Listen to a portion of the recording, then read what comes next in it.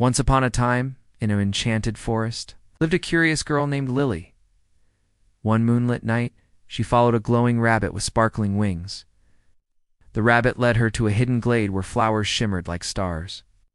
Suddenly, a tiny fairy appeared, holding a glowing flower. "This is the magic bloom," the fairy said. "It grants one wish, but choose wisely." Lily thought hard.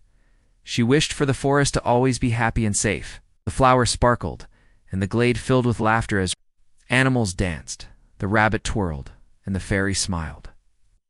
"Your wish is pure," she said. From then on, the forest thrived, and Lily visited every night, playing with her new friends. One day, the rabbit gave Lily a tiny glowing seed. "Plant it," he whispered. She did, and a new magic bloom grew, spreading joy beyond the forest. Lily learned that kindness creates magic. And so, she and her friends lived happily, sharing the forest's magic with everyone. The end.